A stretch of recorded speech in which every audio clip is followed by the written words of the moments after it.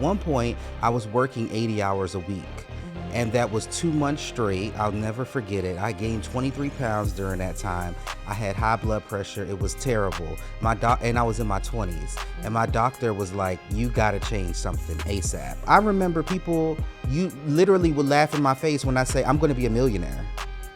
I mean, because you got to think about it. I was 27 through 29, well, not even 30 yet. And they're like laughing because it didn't work for them. There's a lot of gurus out here that have never taken an accounting course, have never studied tax law, that are telling you guys what are write-offs. I definitely don't suggest you take their advice, but hey, do you at the end of the day. I've worked with at least 7 coaches at this point, and I've spent over $250,000 on coaching. I could motivate myself. I don't need somebody to tell me, "You got this, keep going, keep pushing, bro." No, I could do that. Tell me what to do, okay? Welcome to Between the Wins podcast, where I'm your host, Rachel Green, and we talk about real life between the highlight reels. And today I have a guest on the podcast who is known as the law firm CPA. So I think y'all are about to be in for a treat. Jayden, how are you doing? I'm doing great. Thanks for having me. I'm glad that you're here. I know you have a podcast as well, so this is not your first or second rodeo being on a podcast. Yep, Long Quarter Podcast, yep. And then where can they find that at? On YouTube, Spotify, all the streaming platform for podcasts. Okay. Well, can you introduce yourself with your formal name? I know you're known as the law firm CPA. Yes, Jayden Doyé, the law firm CPA. I help law firm owners reach new heights and catch more flights. Ooh, catch more flights. Yes. And I know I like to travel a lot, but you had me catch a flight to Dubai. Yes. For one of your retreats. And we had a time. It was fun. We did.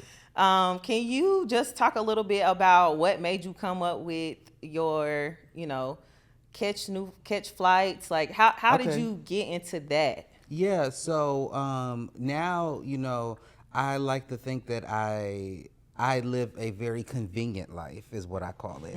A lot of people love to talk about work-life balance. I don't really think that's a thing. I believe there's work-life rhythm, right? However, at one point, I wasn't like that. So at one point, I was working 80 hours a week. And that was 2 months straight. I'll never forget it. I gained 23 pounds during that time. I had high blood pressure. It was terrible. And I was in my 20s. And my doctor was like, "You got to change something ASAP." So I literally canceled all my meetings for a week, and I took a trip to Mexico. And that's where I really had the opportunity to rest and reset. And I hadn't really had a real vacation thus far up until that point in my business. And I realized that it was so beneficial, not only for me physically, but for me mentally, to travel outside of the country, that I said, I want other people to experience this, because I know that I have clients that are overworked and underpaid. And we have to figure out how to create businesses that allow us to take that time off. And so that gave me the opportunity to to really do an audit on my business and figure out where the deficiencies were. I had a bunch of people. I had like 13 people at the time. Oh, wow. And I didn't have leadership, though. That was the problem. So I had people stealing time. It wasn't optimized. So I had to optimize cash flow. I had to optimize my labor team. I had to optimize the systems we were using. I had to optimize my marketing, and I really had to get my business organized. And so all of the things that I've went through, I used that to create my consulting methodology. And now I help law firm owners do the same thing, where they could create those type of business ventures that don't require them to be in front of a desk 24 hours a day, 7 days a week. Yeah, and that's important. I know that's what keeps me going, is taking the trips and going places, seeing new places, meeting new people. And I like to go on conferences. So when I see yours, I know you're a CPA, you know how to structure it to where it's going to be business, where we can write off, the appropriate portion when I turn everything over to my CPA, and then I'm still going to learn something, and it's going to be like very well organized. You pick like good hotels, you even, do the excursions, or we can network with other attorneys that's in different places. I definitely recommend your conferences. There's another one that I recommend that I go to as well. It's like a mastermind, but yours I definitely recommend, just because it's all inclusive package. And I'm trying to go to a certain amount of countries in a certain amount of time, 35 by 35. So I haven't been on the last few ones because there's some places I've already been to. But if anybody out there is looking for a conference and you want to be around, people that's collaborating, I definitely recommend Jayden's conferences for sure. Can you just talk about those and which ones are coming up, just in case there's some lawyers listening that have never heard of it and they want to know how they can get involved? Absolutely. So I do 3 a year. The first one is Climb to Cash. That one is focused on growth. And then I do Raise the Bar Live. That one's focused on scaling. And then I do Profit Pillars. That one's focused more on marketing and utilizing AI. So the way it works is we usually have like a welcome dinner to welcome everyone. We have 2 days of workshops. So there's at least 10 different topics that we cover through these workshops. We usually have a free day and then an excursion day. So like you said, it's structured in a way that it's fully tax deductible, but they're able to rest, they're able to get the knowledge that they want, and they're able to get the time in to actually implement. Because a lot of these conferences that I go to, it's one of two ways. Either they give you too much information and no way to implement, which we give you information, but we give you worksheets so then you can delegate. Or it's one of those where they hire the big names and they just talk to you, they talk at you. And it's not really like actual things that you can implement to change and better your business. And so I want people, anytime they leave, they say, yeah, I implemented that and I've seen results from it. And so, yeah, on our website, accounting-atlanta.com, that's where we post our events, and that's where they can stay in the loop. Okay. What are some places that you have, had these conferences at? My favorite have been Dubai and South Africa. Those two, because really Dubai was super safe. I didn't know that stealing was like a really bad crime over there. So I could walk the streets and not, I don't have to be on guard, and that's a big thing. Like, it's so different when you go to certain places because your nervous system, like your central nervous system on your day-to-day as a lawyer, it's all constantly being triggered. So if it's really good to every once in a while get out of that environment so you can reset your central nervous system. Other places we've went to, this year we're going to Panama, we're going to Riviera Maya, and we're going to Aruba. Yeah. And then we've been to Jamaica, we've been to Curacao, and I'm forgetting other places now because I do so much travel. Yeah, between those and other trips. So yeah. Yeah, all the places started meshing together. But the Dubai one was really fun, very organized. I mean, it included room and board, food, activities. Like, I like to travel sometimes where you don't have to keep pulling out your wallet. So once you pay, tell me the price, let me pay. Yeah. And because that also helps with the stress and all of that. It's just you get there and you get to have a good time. So I definitely think you did a great job on that. And then I know you also had a VA that you fly them out as well. Like, yeah, so my marketing manager is actually based in Mexico. And she comes out to our various different retreats, and we work with an event management company, One Touch Events, and they handle a lot of the back office and working with vendors and things of that nature. So I definitely am one that I'd like to hire good people, and I pay the price, and when they do good work, I'm gonna stick with you. So we've been working with them for a few years now. Oh, well, that's good to know. So if another attorney was interested in maybe doing a conference or something, they probably could reach out to them. Absolutely, yep. And they based here in Atlanta? Yep. And they do events wherever. Okay. Yep. Yeah, I know. I can't remember her name. I want to say it was Cameron. Maybe they sent from One Touch. Yeah, Cameron and Celine. Yes. Yep. So we hung out with her, me and my line sister that went to Dubai. She came to Dubai with me. She's actually been on the podcast. Kishara. So we went and we talked to them. They were really fun. I didn't realize until you just said now that they were part of the company that she was, doing event planning and things like that. And I know event planning could be stressful. But yeah, they make it easy. They're super organized too. And I could tell that they're about their business. I love working with people that are about their business. Yeah.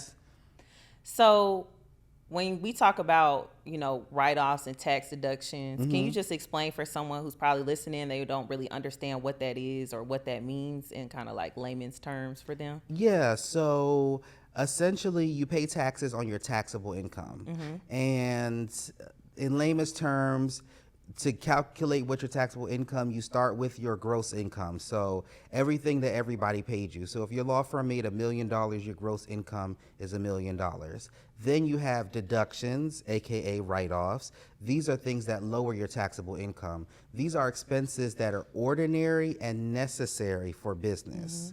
Do you guys hear me? Ordinary and necessary for business. So there's a lot of gurus out here that have never taken an accounting course, have never studied tax law, that are telling you guys what are write-offs. I definitely don't suggest you take their advice, but hey, do you at the end of the day.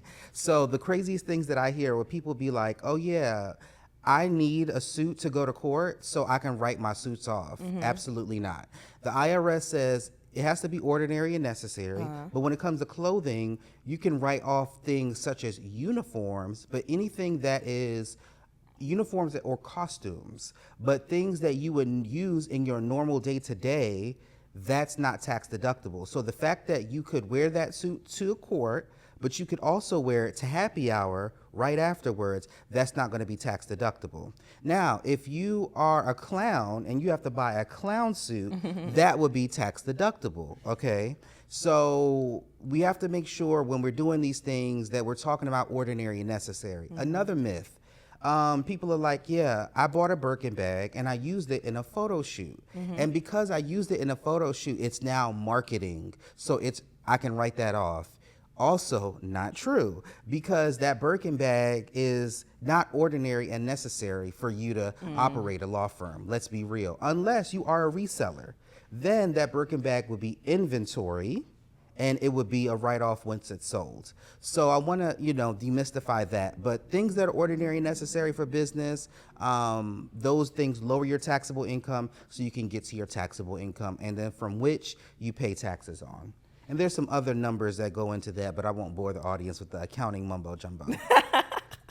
So I know people have asked this in the past too, probably to you, but like, what if they're putting like their logo on shirts for their firm and, handing them out to clients, or maybe they have firm branded notebooks, or just something with like the firm's logo that they're using, pins, things like that they're handing out to clients or maybe using in the office? Well, depending on how they're using it, it could be promotion, which is tax deductible, promotion material. So a lot of times when we go to these concerts, we'll see swag from PI attorneys. Like a really good one, they were giving out fans and it said, I'm a fan of whatever company name.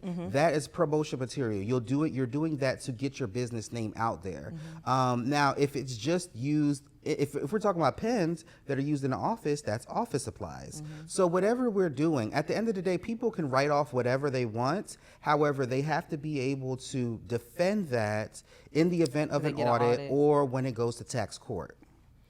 Yes. And can you also explain what an audit is, just for the people that are listening? Yeah, so there's a few different types of audits. The most common one is the computer generated audit. So the IRS already has certain type of numbers that will automatically will trigger an audit because it's super outrageous. So for instance, let's just say your law firm made $100,000 last year, and you said that you spent $90,000 on business meals. The ratio is way too high, and that may create a computer generated audit, to which you'll get a notice and you will have to support that. You'll have to support that because they're pretty much trying to remove that expense from your taxes and cause you to have to pay taxes on a higher income than you're reporting. Then there's some audits where you're actually audited by an agent. So I'll give you an example. A lot of times people love to do multiple vehicles, right? They will get a Porsche, a Benz truck, a Tesla, and a Maserati. Now, realistically, Why do you need 4 vehicles and you're the only attorney working at this firm? So that auditor is going to look at, they're going to audit you, and you're going to have to prove or substantiate how these 4 vehicles are ordinary and necessary for your business. And a lot of times they get kicked out and you can only use one. So do you see a lot of people coming to you when they're getting an audit, or are they coming to you more likely before an audit even happens, and then you're already their CPA, so you just handle the audit process? Honestly, working with lawyers, they are very risk adverse. So at least the ones that I've worked with and interact with. So many of them don't necessarily have audits. Sometimes they have tax notices, though, where maybe somebody didn't do something right, or maybe they filed something late, and we handle those types of things. But luckily, knock on wood, none of my law firm clients have been audited yet, because I'm a certified public accountant. I'm not just somebody that does taxes. So I have a license to uphold, so I'm going to do things that are ethical. Don't get me wrong, I may get aggressive, and I'll tell the client straight up, this is an aggressive strategy and this might come back, but I will defend you. But at the end of the day, I'm not going to put them in a predicament that is going to trigger an audit. And you said law firm clients. So what other types of businesses have you worked with, and how did you decide you specifically would specialize in working with law firms? I've worked with almost every type, from retail to construction to healthcare. I did the full gambit, but I realized when I started my business, I had a coach, which I recommend everyone, new business owners, please get a coach, because there is a transition that you go from employee to employer. And usually if you work with a good coach, they help you fill that gap. People who don't get help, they're the ones that struggle, or they're the ones that take too long to get to success. So my coach was talking about, basically his methodology was like, you need to specialize, and that will automatically give you a UVP, unique value proposition. And so, and I believe the same thing. So I tell law firm owners, have a narrow niche market that you focus on, and market directly to that. So with law firms, it was very strategic, honestly. I serviced a variety of professional service providers when I first started, and I knew that I just needed time to figure out what that market was going to be that I was going to specialize in. Because once I commit, I'm going to commit. A lot of times that's what people go wrong. They pick too early, they pick too quick, and then they can't commit to it. So I would do a whole marketing campaign for an industry. I would go to their networking events. I would talk to people that are in the industry, people that service the industry. And after about doing 5 rounds of that, I realized law firms are where I wanted to focus. One of the biggest things I noticed when I was interviewing law firms is that a lot of them were keeping up with their IOTA account in a spreadsheet. Oof. So that was clear as day. Okay, yeah, let's go ahead, and clearly you guys need me. So, and I also wanted to make sure that I went into an industry that was difficult, because if it's easy, anybody can do it. And IOTA accounting is not easy. Which is why a lot of people don't do it.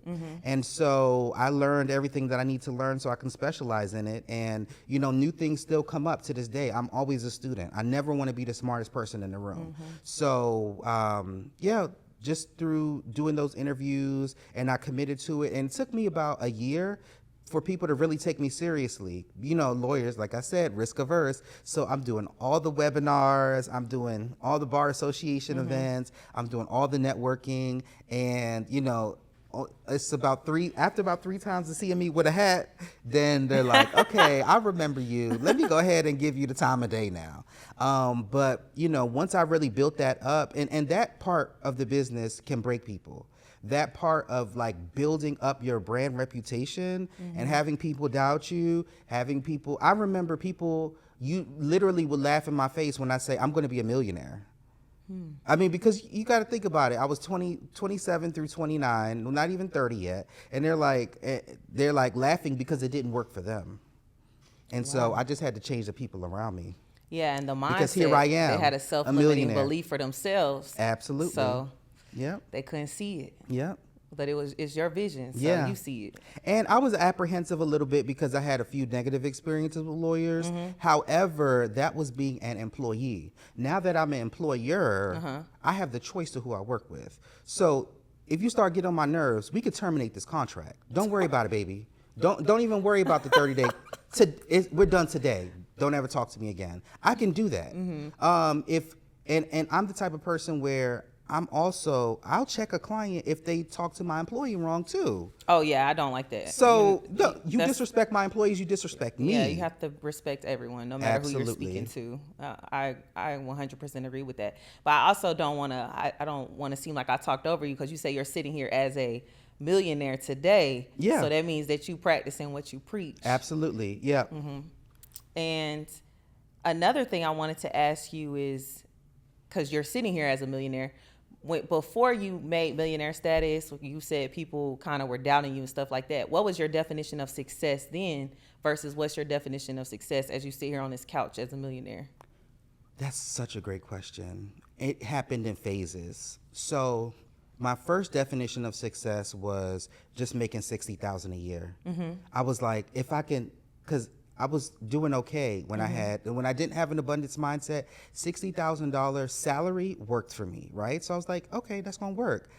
Quickly realized making $60,000 in a business ain't gonna do nothing. Like that's barely putting a dent in it, and that is just creating a job for yourself.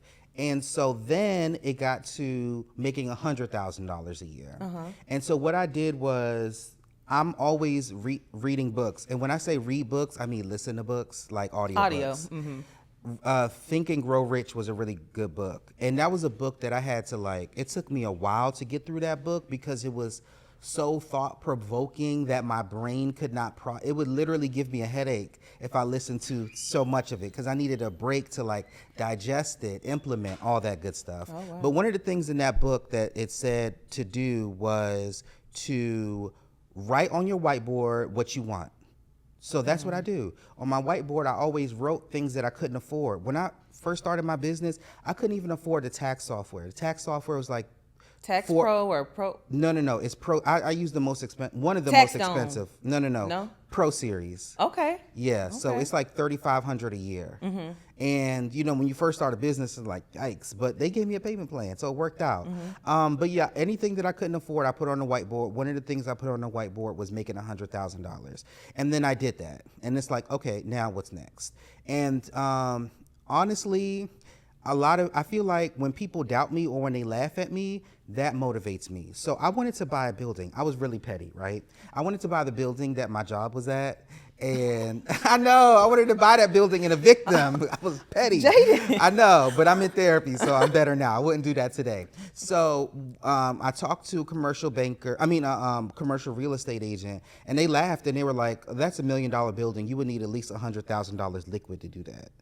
And I was like, okay, yeah, I could do that. So it took me a while, and I realized in order for me to have $100,000 liquid, I would need to have $1 million business.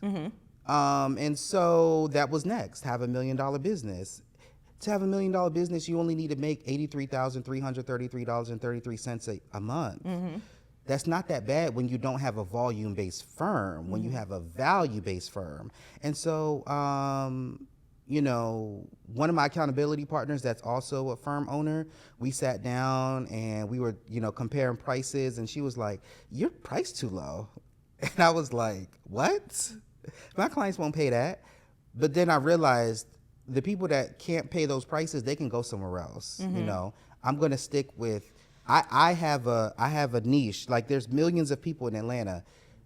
Just because I can't help them doesn't mean that I'm a bad person. There's somebody for them. It's just not me. And so I just created a business that works for both parties. And now I have $1 million business that will be valued at multi-million dollars at this point. Ooh, yeah. Congrats on that. Thank you. That's big. And that's one of the reasons why I started this podcast. It's called Between the Wins, right? Because you sit here and you're like, okay, Jayden is a millionaire, but you don't see the background before this. You don't see the coaching cost, the mindset that came before this for you to get to this point. And if we were to meet 2 years from now, or even a year from now, you'll be different than as you sit here, right? Because you evolve over time, for the better as a person. But it's a lot of things that you've touched on, and I want to go back to is coaching. Yes. For me, I've hired coaches in my business. I have mentors. I'm in masterminds, and I'm just like a firm believer in I'd rather learn from other people's mistakes than mine. I'm going to make mistakes. That's part of life, but I prefer in business to make the least amount of mistakes as possible if someone else has already tried it and explained to me, hey, you might want to try it like this. This might be better. How do you go about finding a coach? Like, how many have you been through, and how have you found one that you're like, okay, I know this is where I need to be at? I've worked with at least 7 coaches at this point, and I've spent over $250,000 on coaching. In order to make sure that the coach in front of me is the right coach, I first want to know what their methodology is. What problem are you helping me solve? Because for me, I can motivate myself. I don't need somebody to tell me, you got this, keep going, keep pushing, bro. No, I could do that. Tell me what to do, okay? So I need to make sure that that's how, like, do you have worksheets? Do you what does the accountability look like? How do I keep up with this? How do I make it work? And so that's really, as I was going through working with these different coaches, I was going through what different problems I needed to solve for me to get to the goals that I had. Some people have goals so I'll give you an example. So with marketing, there's so many different things, right? For instance, a company may say, I can help you go viral. That may lead to no money. Yeah, you could have millions of views on a video, but nobody clicked and booked or called you or anything. It didn't lead to any leads at all. So at the end of the day, whatever I do, I don't care about being famous, okay? I care about being wealthy. So how will this ultimately route back to me building wealth? And if it's not doing that, then I don't want it. Because I don't need 1 million people to know who I am if they're not cutting a check. I just need the right people to know who I am that are going to cut a check. Yeah, and it also, like you said, it depends on what result you're trying to get. Some people want to go viral and don't care as much about, someone cutting the check, but you have to know what it is that you're trying to get so that you can work towards it. Yeah, and the other thing with coaching is that I feel like sometimes people look at sometimes, like, I would see people that have been in the coaching program for like 8 years, and I'm like, you still ain't hit 1 million yet? You might be the problem. For me, I don't need a coach forever. 1 or 2 years max, we should have the problem solved. I don't need to be here with this relationship forever. And so as I kept elevating, I kept needing different new problems arise. 250, $500,000, 750 a year, 1 million a year, more than 1 million a year. Different problems arise and different solutions need to present themselves. And so now I'm at the point where I'm not working with any coaches, but I am working with I am doing a self-paced course. Okay. From a coach. I don't really need to, and here's the thing, I think masterminds are great in the beginning.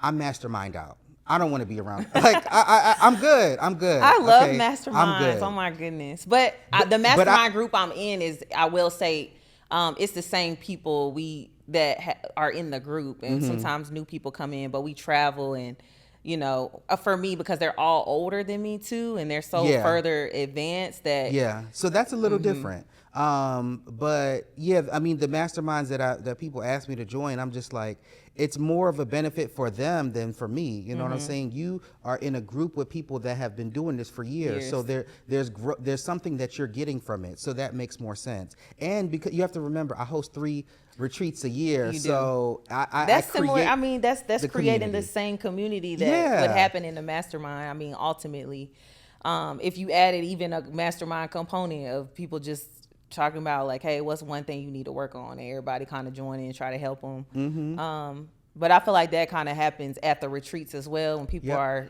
mixing, mingling, or going off with each other. So same concept. You're right. You do that already. So you said that you hit these different levels. You know, you're also a coach yourself, but how do you maintain coaching people? Because that takes energy from you know, you of course, and still maintaining your business to where it's still scaling, because you know, obviously are going to keep growing and growing and becoming more profitable. But how do you maintain that and still coach people to get to where you're at? I believe that you can help other people heal and heal yourself at the same time. So for me, a lot of times, I feel like God works through me, and that's how I know I'm on my path. Like I'm on the right path. There's no other career that I'm supposed to do, because I could feel God's presence sometimes. Even when I don't know what I'm gonna say, I get on stage, and the what comes out is just, it just comes to me out of nowhere. So when I'm helping my clients through these workshops, I'm also thinking in the back of my head, I'm also auditing my own stuff. And I'm working with my operations manager to, so my operations manager comes on the retreats with us, and they're notating things that we need to fix and look at as well. So I'm always constantly auditing, at least 4 times a year. In addition to that, I hired a coach to really lead the coaching efforts of our business, of the business, like with our clients. So I'm not the only one. I will never be pouring from an empty cup, because I've hired someone to you know, take the lead on that. So that just really speaks to the importance of hiring. At what point in a business, because I'm sure there's someone listening right now that's in their 20s or something, and they're like, oh, I want to be like Jayden. Like, you just, I didn't even know it was possible to do this. And they start a business. At what point do you recommend that they hire someone? I mean, we've both hired people and have staff, but at what point do you recommend someone hire someone? What are they looking for? As soon as you can afford it. As soon as you can afford it, hire somebody. My first hire, and in law firms specifically, well, in general, I'll say usually the first hire I recommend for people is an assistant. A virtual assistant, that's a low cost, but they take care of the admin duties. So let's just break it down like this. Any matter or any job you do for a client, let's just say has 10 steps, okay? When you're a solo, you're doing steps 1 through 10. Now, each one of those steps comes with a pay grade, right? Steps 1 through 3 are below your pay grade. That's admin work. You shouldn't be doing that. So we need to hire an admin person to handle those beginning steps. Steps 4 through 8, those are mid-tier. That's like paralegal. Paralegal could do that. So let's just say, for instance, a bankruptcy firm. Real easy. When a bankruptcy firm, they got to collect your financial data. They got to survey you, get all this information. Believe me, a paralegal can do that. The attorney only needs to come in when it's time to go to court. Okay? When it's time to file a motion. That's where attorneys need to fill in. And so that's how you scale a business. So that solo mentality of I'm working from 4 a.m. to 10 p.m., that's not a flex. That's actually embarrassing. And I hate when people brag about overworking. It's not, it's like, it's 2026. It's like not 1996. We don't brag about that anymore. We have technology to help us streamline that. So the first hire is usually a virtual assistant. And as far as changing the game financially, what really helps them scale is usually having those mid-tier people. So paralegals, then attorneys. And then when you're ready to scale, you need to leadership. See, the suite. Yeah. And what I say is, from the beginning, you should be looking at people that can grow into leadership, because they should be training the next round of employees. And if they can't do that, so I've got a really good rhythm. I hire every 90 days. And so I've got a really good rhythm where the last person, when new people, when they come in, I tell them we have an open door policy, meaning any problem that you see, please let me know. Any deficiency, any shortcoming, any question that you have that's not answered in the SOP, let me know. That means we need to write a new SOP. And update it. And they are helpful in bringing in the next new person, because it's fresh in their mind where the deficiencies are. So people always get worried, oh, I have to have everything in place. Everything has to be perfect. No, you don't. The people that you hire help put things in place. and they can help you build the SOPs as well when you're starting out. That's literally their job. Yes. Yes. I think that gets left out a lot of times. I can speak for, in a law firm from talking to other lawyers, is they want to build all the SOPs themselves. But if the legal assistant is doing this every single day, they know what the process is. They can help build those SOPs. And eventually they should be able to make those on their own and update them as they come. I 100% agree with that. Absolutely. And so looking back on just business, how long have you been in business before? 6 years. Okay. And what made you wake up one day and say, I'm going to start my own company? Well, believe it or not, I always, for a very long time, that was not on my radar. And I remember at the last job I was at before I started my business, there was a client early on that said, I can't wait till you start your own firm. And I was like, why would you say something like that? Then you got to have business insurance. You got to have employees. I don't want to worry about none of that.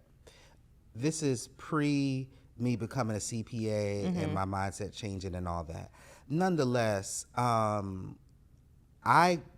was super burnt out. And I remember it was so weird. My best friend had came in town for like a few days. I don't even think it was a concert. I don't even know why she came in town. This is what I'm saying. Everything is destined by God, because why are you in town during this time? And I remember coming home and she was just like, how was your day? And I just broke down like I never broke down before. I had just experienced, I experienced work bullying. I had experienced racism at work. I had experienced a lot of traumatic stuff, but I stayed because I was growing, like I was learning so much, and I was responsible for so many clients that I just stayed. I was comfortable. But at that point, I was like, I got to get out of here. And then I started doing the research, and there was no firm out there that was serving clients the way that I wanted to serve clients. So, I started my firm in 2019. This is before firms were doing flat fees and subscription services and things of that nature. Now it's the norm for accounting firms to do that, but that wasn't a thing back then. So, and it was normal for people to work 80 hours a week. And I just said, scientifically, it doesn't make sense. We're intelligent people. Let's use our brains for a second. After about 45, 50 hours, the productivity goes down and people make mistakes. I don't want that to be normal in my firm. And so I just did what I needed to do and started my own firm, because it was right around the time I was becoming a CPA. I created my own firm after I passed. After I took the 4th test, I knew I passed. They said that test stands for can't pass again because it's so hard, CPA. It is. It's one of the hardest. They are the hardest exams in the nation, and the prep for the course. I'm not Greek, so I say it's like going to set, because I was pledging for 12. It's like a 12-week period.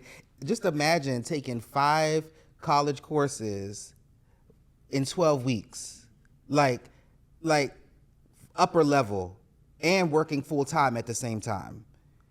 And how many times did you take? You have to take 4. You have to take 4 different exams. Yes. So if you don't pass one, then what happens? You can't take the next one? You can. You select the order, but you have, once you take the first one, you have like 18 months. Now they've changed it. Now they're making it easy, because these kids nowadays, these weak little kids, they can't do it. Jayden. So they're making it real easy at this point.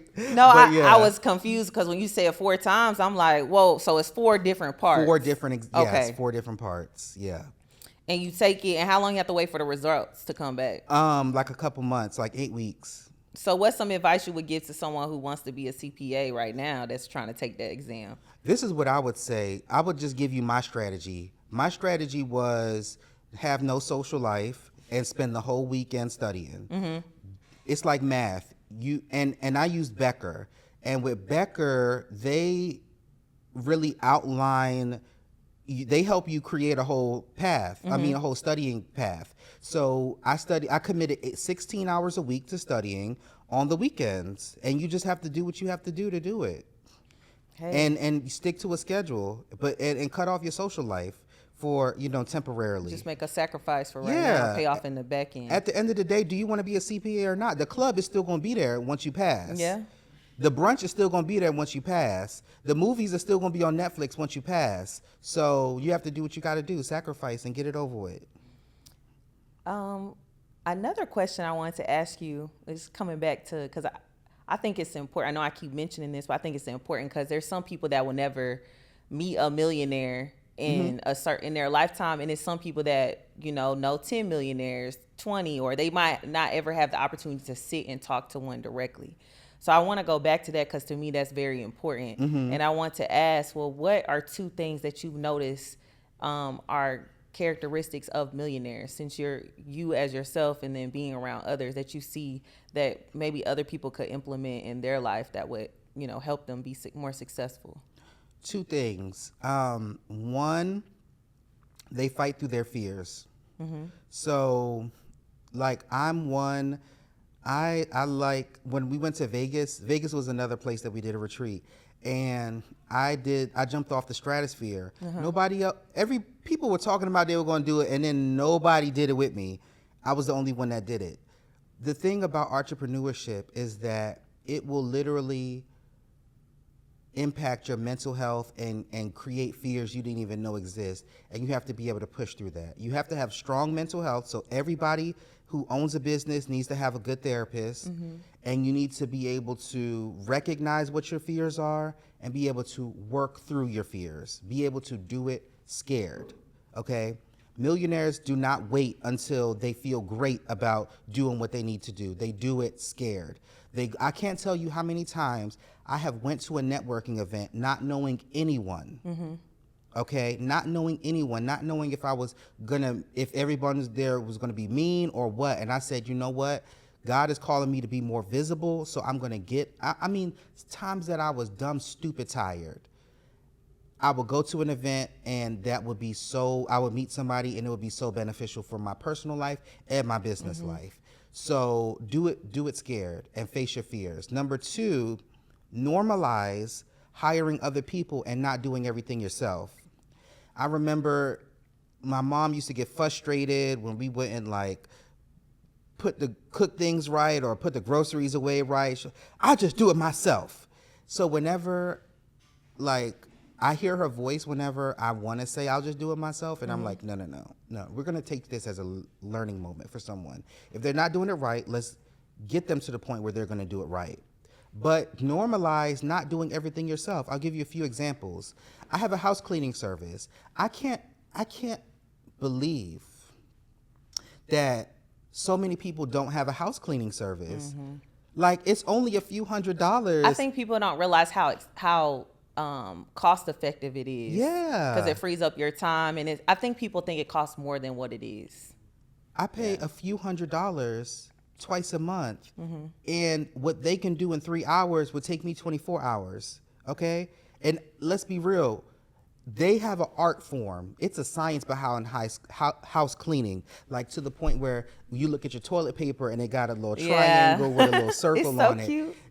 I'll never, the way they organize certain things, I'll never be able to get on that level. And they move so fast. So house cleaning service, even meals, don't get me wrong, I know how to cook, but I cook for survival. I don't believe I want to spend my time slaving over a stove. Some people get enjoyment out of that. I don't get enjoyment. So I have my meals delivered for me. What meal prep company are you using for that? I use Cook Unity.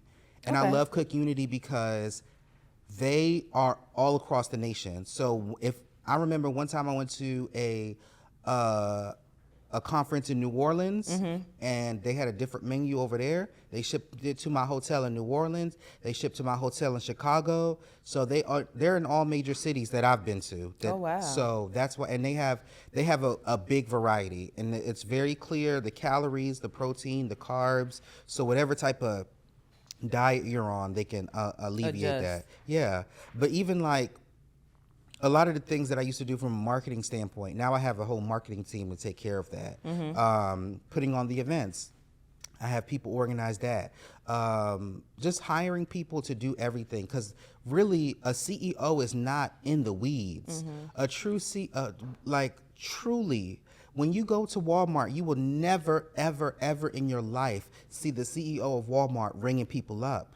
You will never go to a car wash service and see the CEO of Caliber Car Wash washing cars. They don't do that because that's not what a CEO does. Now, granted, in Chick-fil-A, when you own a Chick-fil-A, you have to learn all the parts so you can fill in and quality control, but you're not doing everything. And so law firm owners I just want people to be able to realize you can still make your salary without being the senior attorney. Understand that you need to step back, do quality control, be the visionary, be the face, and things of that nature. Or if you like going to court, get somebody else to do it. But it got to be done. Yeah, I hear all the time in masterminds, you either want to go the CEO route or you want to work in your firm and you hire, leadership to run that part. But at a certain point, it's not conducive for you to do both. Yeah, you can't scale like that. Yeah, you have to pick one. Yeah. Well, you gave us a lot of gems. I think a lot of this, any business owner can benefit from. And one thing I like to note about it is your mindset and your positive energy. That's something I've noticed about you. I know, like, when you get on social media or you look around at events, you're there and you're friendly. And, if you guys see Jayden, I'm sure he'll be willing to talk to you at any of these networking events. And I know you have a lot of stuff coming up this year, so I'm excited to try to make some of those events myself. But if you could go ahead and just let the people know where they can find you, or if they want to work with you, what your social media handles are. Absolutely. So at Prestige Accounting and Consulting, we offer free consult to law firm owners. And so you can go to my website, Accounting-Atlanta, learn all about our CPA and consulting firm and schedule a free consultation there. You can find me on all social media at The Great Jayden. The one I'm on actively the most is Instagram, but I'm also on Facebook, LinkedIn, TikTok, all that good stuff. All right, Jayden. Well, thank you for coming on the podcast. I appreciate it. Thank you for having me. And that is another episode of Between the Winds podcast. If you guys like this episode, please like and subscribe and share with your friends the information we learned from the law firm CPA. I'll see y'all in the next